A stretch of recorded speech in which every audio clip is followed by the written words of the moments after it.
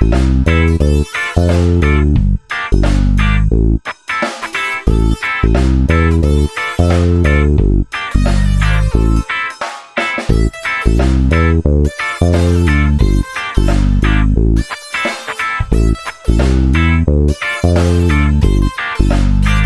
on Bike Build Breakdown, I go over a complete frame buildup that I got offline. The series that I'm going to be starting here with this first episode is going to be a continuance of many projects that I've collected or am working on. I often like to go on eBay, use Facebook groups, and this is going to be a good reflection on how you can do the same, how you can save money, and how you could do it cheap.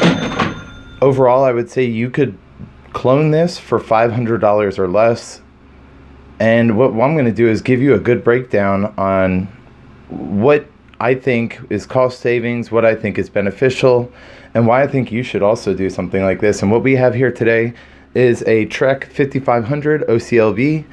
It is a 1996, if you can believe that. Looking at this beautiful color, super rare. It's called Ice Cyan with titanium colored decals. They are a bit faded now, but I mean, it's a very clean frame, and the overall weight, using everything that you're going to see soon, came out to be 18.8 pounds without the pedals and 19.4 or 5, I believe, with the pedals. So can't really complain. For under $500, you have a full carbon bike. The fork is carbon, full frame. And I mean, if you look at, I'm going to post a picture here of a 2004 I just also recently did a frame up rebuild on. The geometry is almost the same, the tubing looks the same. I mean, it's a very, very, very similar model to the newer ones. I mean, even as new as 2004, and that's a large number of years in difference. This frame set, when I got it, I weighed, essentially, I didn't strip it down to try to make it a lighter weight like a lot of people you find do. Everything that you see in the picture was on there when I weighed it, and it came out to be about 1,740 grams. With the Origin 8 headset, which is as light as a Chris King headset, is only 1,850 grams.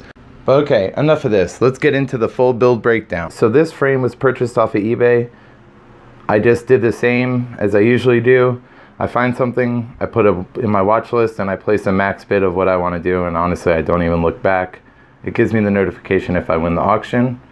And as you can tell, this is a rather clean frame. Looks great. And you'll see in other pictures. Photographs amazing. Beautiful color. Alright. Now next thing.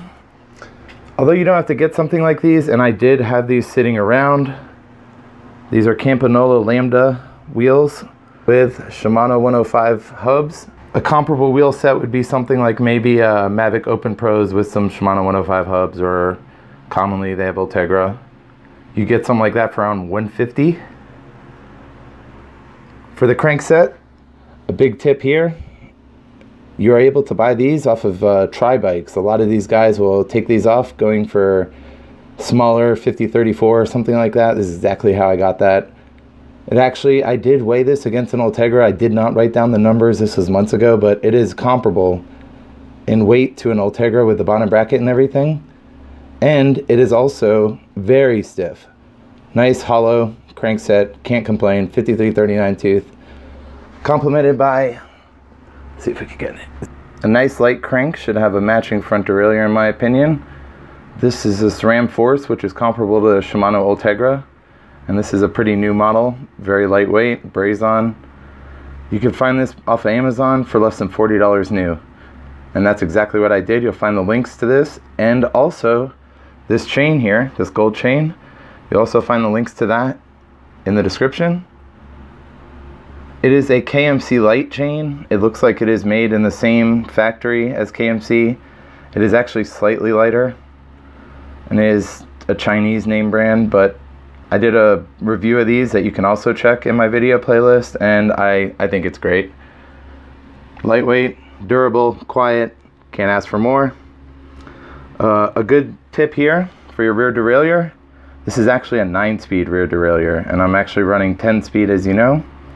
So my tip to you is, if you can find a 9-speed lightweight derailleur like this Ultegra, it's a must-have. they're plentiful because people are always parting out their bikes on eBay and stuff, and they're so plentiful you could find them cheap easily. And as you're starting to see, this is a find it plentiful and cheap tradition here. Shimano 105 brakes, good performance. Got these cheap too. Same as this, nice matching Pro logo Kappa saddle. I've had a few of these also. Very comfortable, lightweight, can't ask for more. This is just a Chinese Amazon carbon seat post.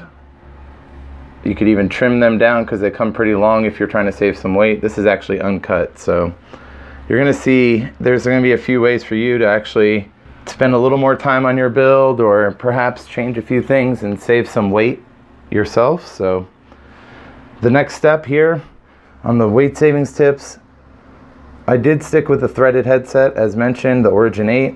It is lightweight. It is fully sealed cartridge bearings, no having to grease or anything like that. You can find the link to that in the description. Very affordable, under $30. Now this profile design, this is the one thing that I would like to have changed, but I didn't have time to complete this build without having this, because it's hard to find a nice lightweight Shimano quill stem. If you can find a Shimano 600 or Ortegra or Durace, or you have one or something that's lightweight, that's the best way to go. I already had a stem. This is a nice lightweight Bontrager race stem, so it complemented it. Although the stem and the profile design quill stem here, the silver part, the both of them weighed together would be probably almost 100 grams heavier than just a very nice quill stem. And what you see here is some very nice Sinelli cyan bar tape, some very cool bar ends.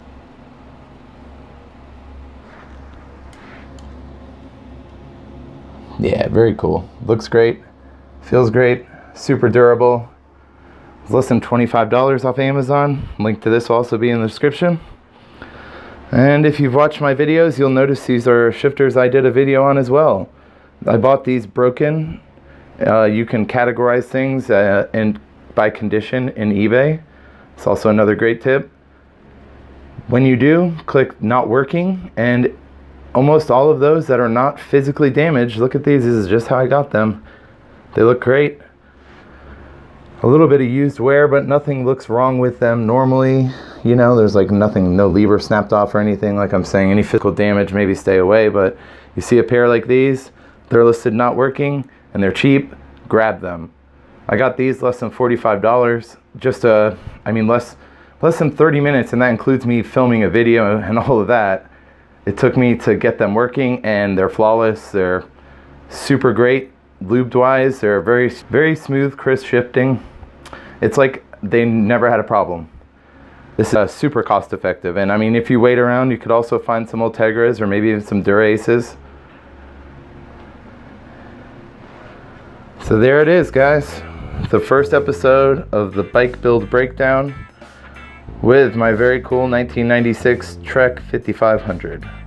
Please like and subscribe if this taught you anything, or you're gonna join me on my voyage of building more bikes. You'll see a lot more cool stuff to come. Thanks.